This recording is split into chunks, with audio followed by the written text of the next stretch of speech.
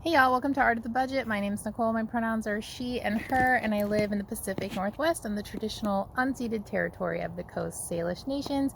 And today I'm going to do a CSA haul, just show you what came in my CSA this week. We're in like week 5 or 6, so definitely like getting into the swing of things, getting like quite a bounty. And unlike the really quick just a haul that I did last time, I'm going to actually show you what I got and then show you a couple of things that I make with what I got, because I've actually been stumbling upon some really yummy recipes, which was kind of the cool thing about CSA, right? So anyone who doesn't know, CSA stands for Community Supported Agriculture, and you probably have one in your area if you've got a good farming community, or like even the ability to farm. Obviously everywhere's a little different, but I think, you know, big cities have it, everywhere kind of has some stuff going on. So if you're interested, check it out. But basically, instead of just going to the store and picking out what you like, you buy in a share of the entire farm, like everything that the farmer is going to plant. And that's why it's called community supported, because we all kind of share the expense and we share the risk. Every farm's a little different, so I've had CSAs where you can say, like, if there's something that you absolutely don't eat, you can actually ask to not get that. Some will have a little swap pile, so if you come in and you're like, oh, I don't like this, but you can leave it, and then maybe someone left something that you do like. Mine is a new farm. It's pretty amazing, but we don't really have either of those things as of yet, but that's fine for me because actually I like most veggies, although some I don't like as much. But one veggie that I don't like a lot, which is like yellow squash, I found a really good recipe, so I'll make sure to show you that. All right, let's see what's in here. So first of all, 2 beautiful eggplant, some patty pan squash. I like these better than the crookneck ones, but this like type of squash isn't my favorite food. I don't dislike it, it's just not my favorite. But I made some stuffed squash with my friend Autumn recently when she was visiting, and it was so good, and I'm definitely gonna make it again. Oops, sorry. So a little zucchini, a couple zucchini. Ooh, look at these carrots. Lots of colors. Some purslane. Some, I think these are snow peas, or some kind of pea. They're kind of flat, so I think they're snow peas. Got, a bunch of radishes. So this is definitely something I'm going to show you guys. I have been pickling some of my radishes because I'm not actually a huge like radish in a salad fan, but I've been pickling them. All right, I think these are radishes or parsnips. I'm not totally sure. I guess I'll taste them later.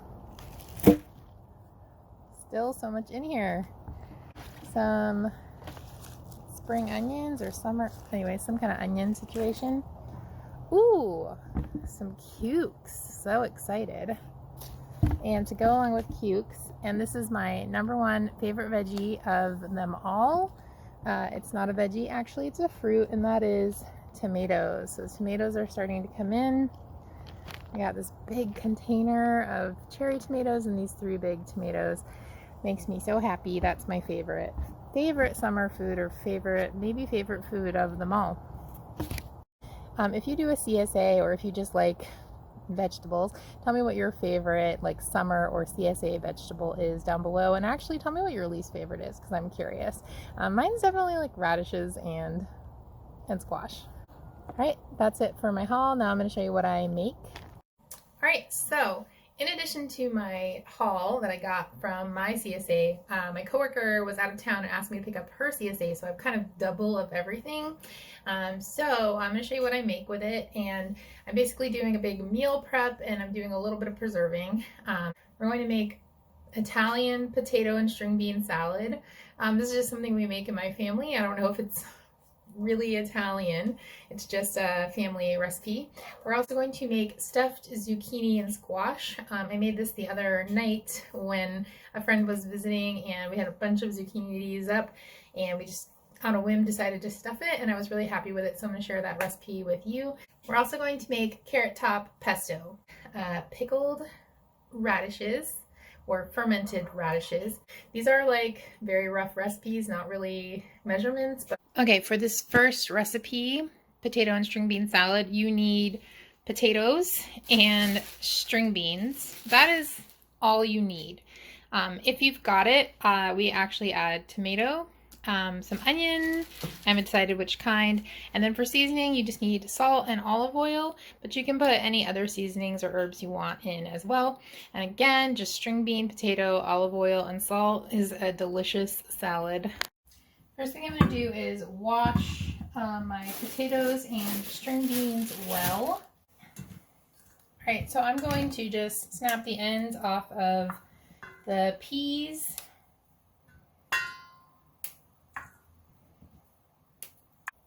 Alright, I'm going to chop these potatoes so they're all around the same size, and I'm kind of shooting for like this size. Most of these little guys are from my garden, and these little teenies I'm just going to put in whole. They're just going into the pot that I'm going to boil everything. I'm going to leave the skin on these fresh potatoes. The skins are really thin, but if there's any really like muddy or like spots that I think might taste weird, I'll cut those out. But like, for example, this, I'm just going to leave everything on. When I use store-bought potatoes, you know, if the skin is pretty thin, I'll leave it on. And if it's a thicker skin, I might take it off just because it will flake off and be kind of distracting in the salad, but totally up to you.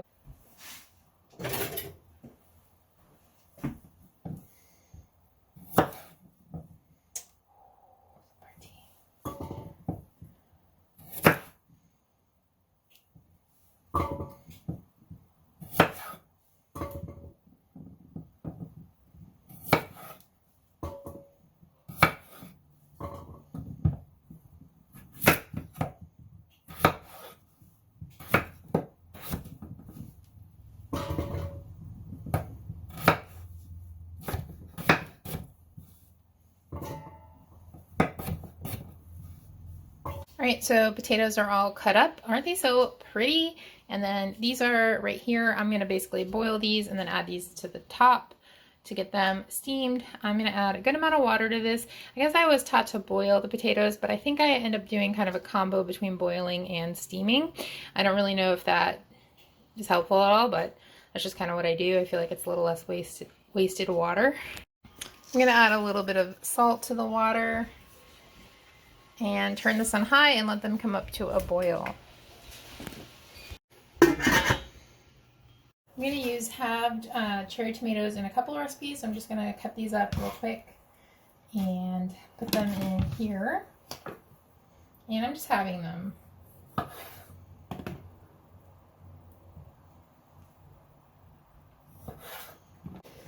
Alright, isn't that just stunning? So just some like garlic, salt, olive oil, you've got yourself bruschetta. Alright, so the potatoes are kind of at the point where they're fork tender. Of course you can do this to your liking. I like a little bit of a softer potato, but if you like it a little more al dente, that's cool too. But they're almost to the point where I want them, so I'm going to just dump these in. And let them steam just till they're done, and then I'm going to strain everything. Alright, after straining the potatoes and string beans, I let them just dry off in the strainer for a minute. We're going to go ahead and put them in. We're going to add some of our tomatoes. Okay, about a half a clove of garlic. This is some of this red onion, and I just thinly sliced it and I rinsed it a little just to get any really harsh pungency out of it. All into this beautiful Patty Bilbro bowl. Okay, now we're going to do some kosher salt. And I find that the potatoes tend to absorb the salt a little, so you want to make sure that you are tasting and seasoning till it tastes really good. Same with olive oil, you want to make sure you've got plenty. Now we're going to do a quick toss. Maybe this bowl was not big enough. So I like to do this when all of the components are warm, because I like that the onions and the garlic get a little wilted, and even like the tomatoes as well. But that's totally up to you. You can do it when everything is cold.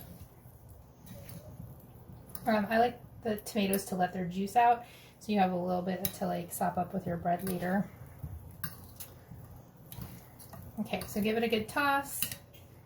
Give it a taste. Okay, I can taste a good amount of saltiness. I'm going to add just a little more olive oil for a sauce. And that is it.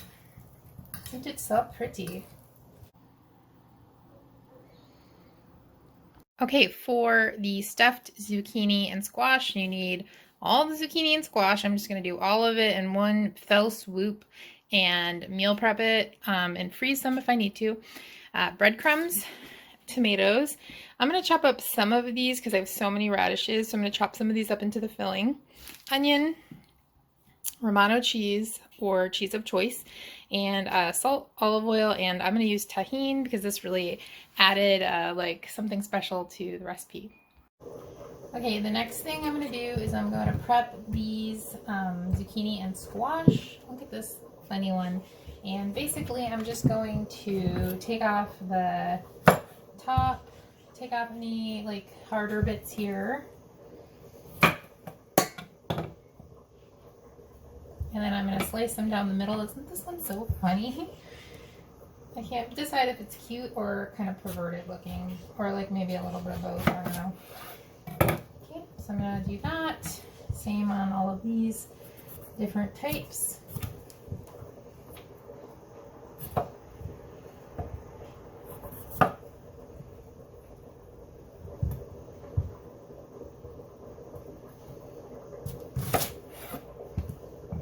And on these, you don't have to take too much of the top, but I did leave them on last time and they were a little bit woody, so you know, just again, just get that woodiness off. And when I did it last time, they were all different sizes and it was totally fine. Again, look how cool that is inside. Once I do that, I'm going to take a spoon and I'm going to start to dig out the inside. And I'm going to save this. I'm going to cook it down and put it in the filling. So. And I'm just mostly trying to get all the seedy bits out because that's where a lot of the moisture is, which I think is the reason I'm not a huge zucchini fan or squash fan, because they do get a little mushy sometimes when I cook them. So this helps with that. So yeah. For these, I'm just taking out most of the center, and you can take a little more just to give yourself somewhere to put the stuffing.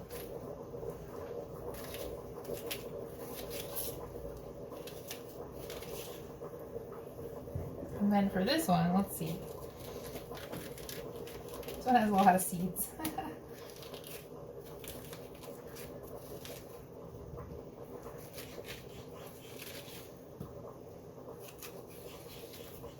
Okay, there we go. So I'm just going to do that to all of it. Okay, so these are all prepped and scooped out. The first thing I'm going to do is give them all a little drizzle of olive oil. I just want them to taste good in addition to having the filling. And I'm going to do a little sprinkle of salt. Now our filling is going to be salty because it's going to have Romano cheese in it. So you don't have to go wild, but you know, season your food. And then last but not least, this is the secret ingredient. My favorite seasoning of all is tahini. So I'm just going to give them a little sprinkle all over so that they taste really yummy.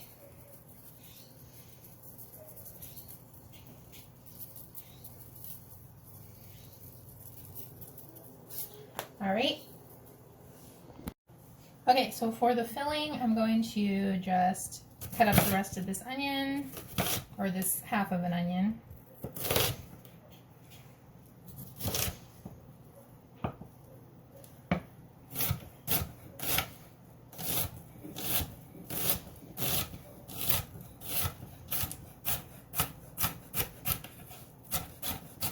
I'm going to chop everything pretty finely.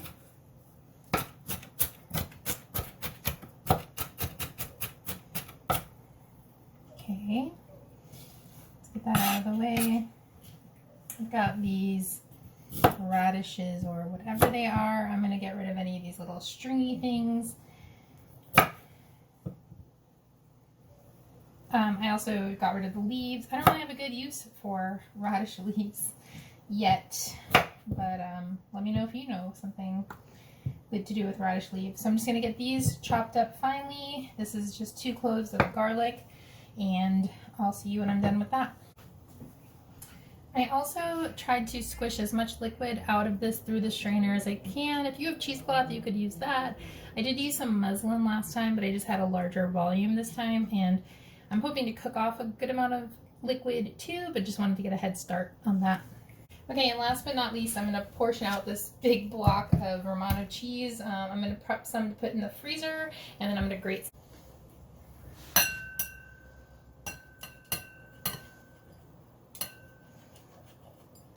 Okay, so we're going to go ahead and wrap up the stuffed squash and zucchini. I am preheating the oven to like 375. I'm just going to do 400. All right, in the pan I've got some olive oil,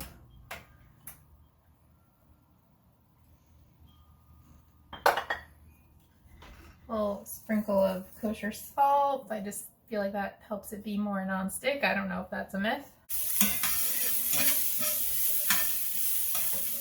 Radishes in, garlic in,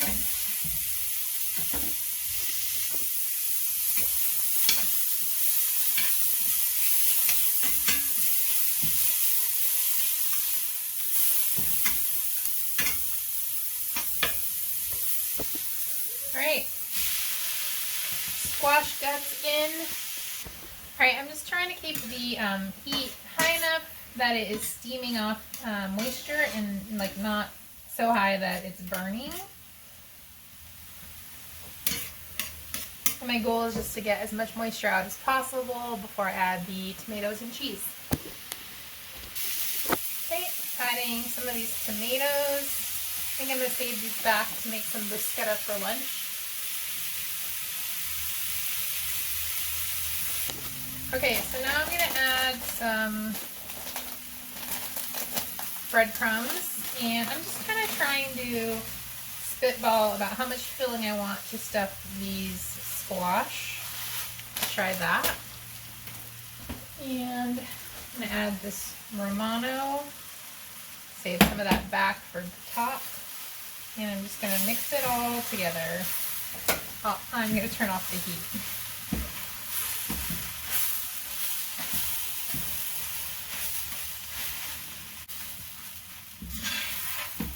Okay, so I'm going to mix this until it is completely combined, but I am going to add some tahini.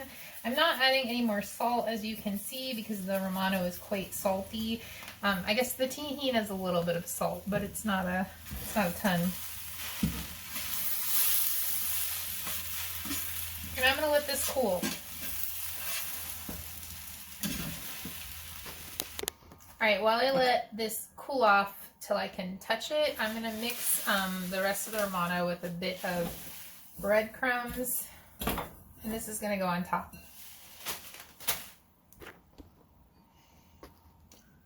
Okay, so once this is cool, I'm going to just take it and shape it. There's probably a more glamorous way to do it, but I do not know that way. So this is what I will be doing. And then I'm being kind of conservative with my filling. I really thought I was going to have so much, but I will add more if I have extra.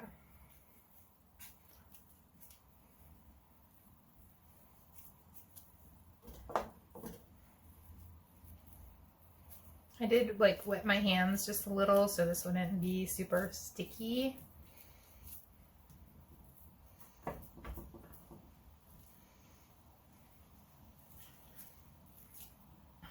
But it is still pretty sticky.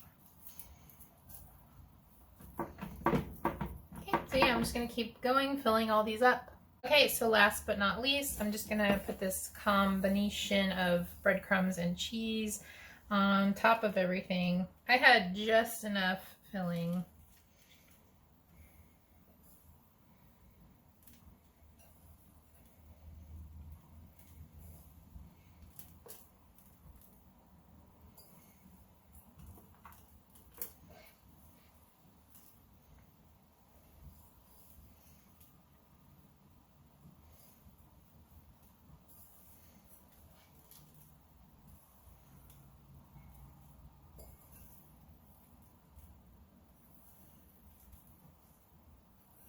Okay, now this is going to go in the oven until basically everything looks really nice and cooked, and these larger ones are nice and fork tender.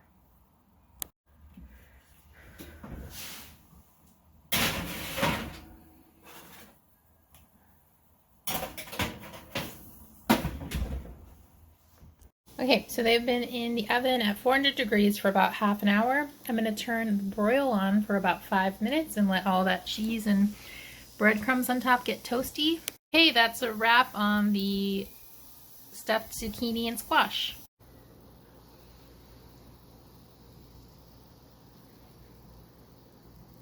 Okay, so from my CSA, I got a little bit of basil.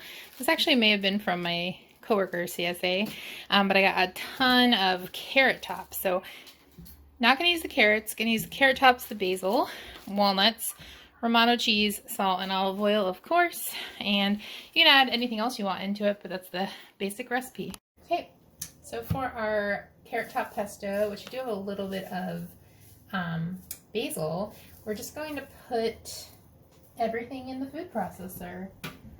I'm going to loosely chop these just because there are some stems. I did take out the bigger, tougher stems if I saw them. I didn't get too wild about it. Hopefully they will get ground up.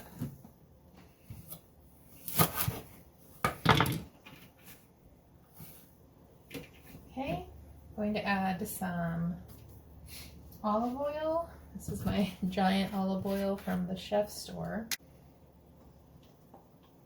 Okay, as always, a solid glug.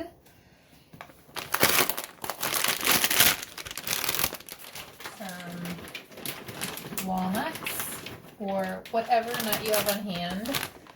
And we're going to do some Romano cheese.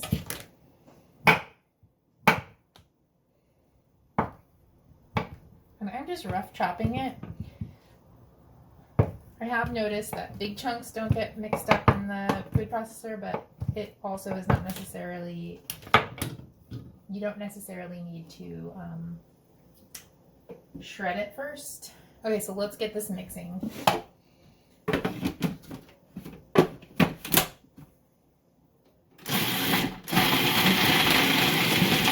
I'm going to scrape down the sides, check out the texture. It doesn't look like we're going to have too much of a problem with stems. This really got reduced down quite a lot. Right now it just tastes like shredded up carrot tops. So we're going to add a little more of our fat and our cheese and our nuts, so kind of bring this into a more creamy place. I'm also going to let this run a little longer so we get a little emulsification, I think. Maybe, I'm not sure if that's the right word.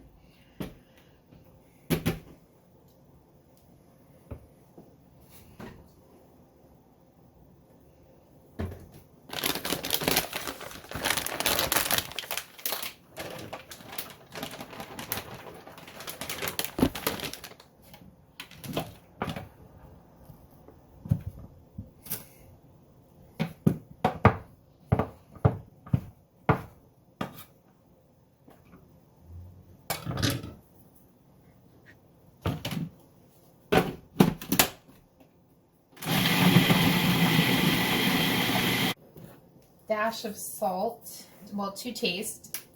And then this is a little weird, but I'm feeling like this needs a little moisture, so I'm going to add just a splash of lemon juice.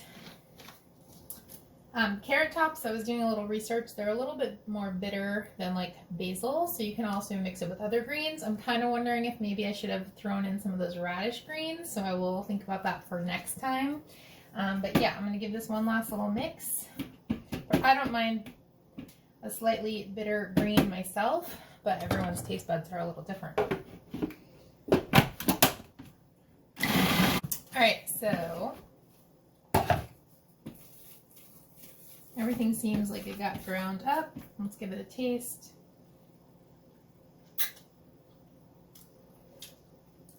Tastes pretty good. I'm going to go ahead and jar this up.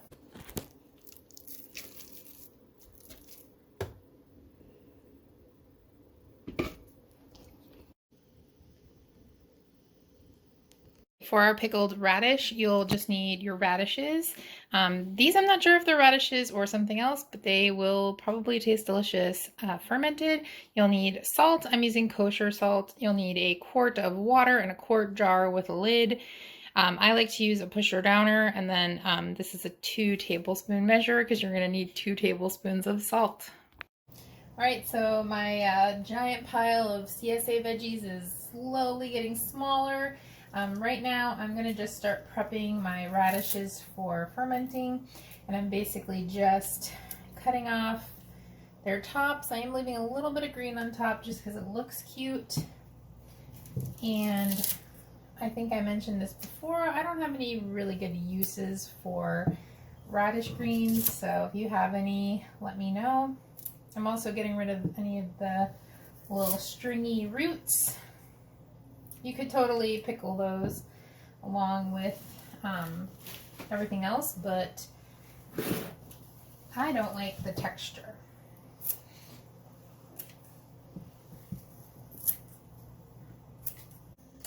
Okay, so it's time to make fermented radishes. The very first thing I'm going to do is I'm going to wash everything with nice sudsy hot water. I'm going to put 2 tablespoons, this is a 2 tablespoon measure, of salt into a quart jar, and then I'm going to fill that up with water. Okay, this is just the hottest water straight from the tap. You could also put warmed up water in, but this works fine. All right, so the next thing I'm going to do, I'm going to set that aside and just let that dissolve. Now I'm going to prep my veggies. I'm also adding this half a red onion in since I had it left over from recipes, and I think it will taste yummy.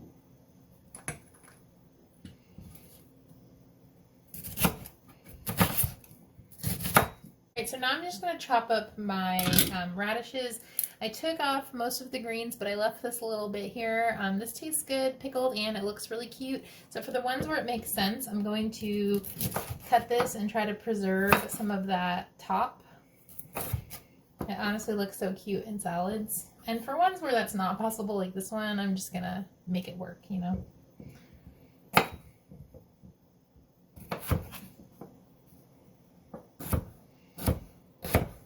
I want them to be about the same size, but not too big of a deal.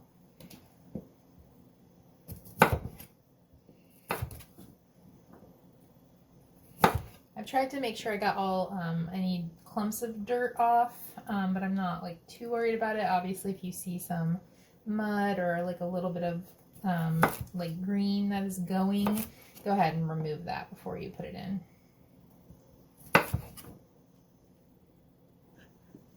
So for me, the 2 tablespoons to a quart of water works out to be a really good amount. You want enough salt that you are creating an environment where nasty stuff doesn't want to grow. And this does result in a relatively salty pickle, which is, you know, my preference. But you actually can work out the exact percentage. And what you want is at least 2% salinity. You can Google how to do that, and I'll try to link below to a video that explains it really well. Okay, now that all my veggies are prepped, I'm going to put them into the jar.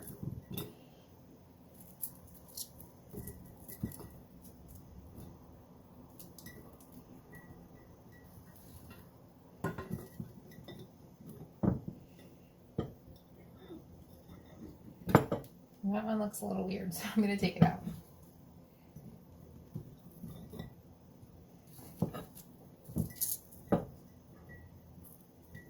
You can also put like herbs and other things in here if you like.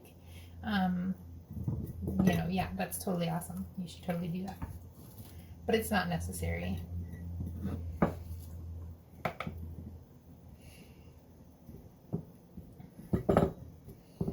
Okay, so because I've got my pusher downer, I know it will like push this down below the break. So I'm not stuffing these in super tight, but like, you know, not super loose either.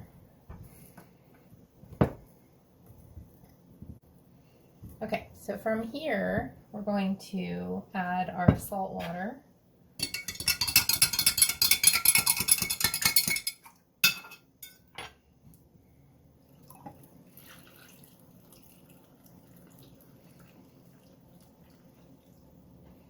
And then our pusher downer. And then I like these plastic lids just because these are hanging out and fermenting, and so the metal ones sometimes have a little bit of a reaction. It doesn't like touch or hurt your ferment, but it just doesn't happen with these, so I like these, but either type works. And then I'm just going to just turn it just so it catches. There we go. Oops, just kidding. So I'm going to just turn it just so it catches, and there you go. I'm going to let this hang out for a week. If it's pretty warm, I'll check it after a week. You can basically just check these after a few days, and you'll notice if they just taste salty, they're not fermented yet. When they start to get that tang, they're fermenting, and you can put them in the fridge to slow the fermentation once it reaches the amount of tanginess that you like.